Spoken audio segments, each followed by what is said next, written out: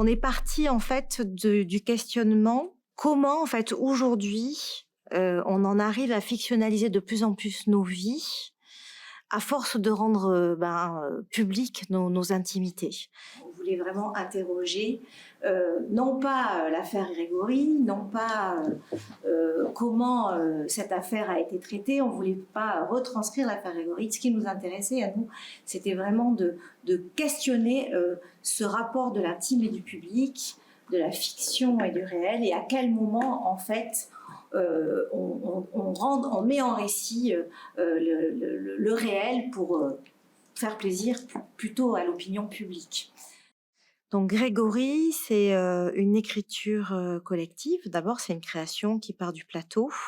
Donc c'est toute la question de la fiction et du réel, de l'intime et du public. Et on s'est demandé à partir de quand finalement cette bascule en fait aujourd'hui qui est très envahissante a commencé.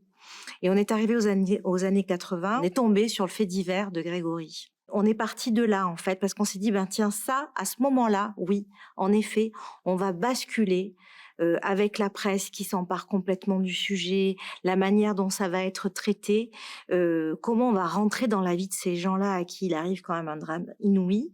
Et on a basculé même dans des journaux très sérieux, puisque notamment Libération s'empare complètement de cette affaire et va plus loin, demande à une autrice très connue à l'époque, très en vogue surtout parce qu'elle vient d'avoir le Goncourt, qui est Marguerite Duras, d'aller là-bas. Elle revient, elle écrit un article terrible où elle invente la mort du petit Grégory en imaginant que c'est la maman du petit Grégory qui l'a tué. Et Libération publie cet article. Et c'est le problème de la liberté d'expression. Bon, on commence par l'international, on a quoi? On a Reagan. Attends, vous savez qu'il y a eu plus de journalistes qui sont venus à l'éponge sur Bologne pour l'enterrement du type que pour Reagan à Strasbourg? Normal, le fait divers, c'est plus vendeur que le politique. Donc on est parti du moment où dans ce comité de rédaction de Libération, on s'interroge sur est-ce qu'on publie cet article de Duras ou pas. Parallèlement à ce comité de rédaction qu'on va suivre et où on va suivre ce débat entre les journalistes de Libé, on va avoir ce que nous appelons des capsules d'intimité sur 3 époques. Parce que nous, ce qui nous intéresse, c'est en effet, d'une part, comment on nourrit l'opinion publique, et d'autre part, comment chacun de nous, on a participé à ça, à cette mise en scène de nos propres vies. Je veux pas gâcher le moment, je te dis que ça me met mal à l'aise, c'est tout. Mais pourquoi?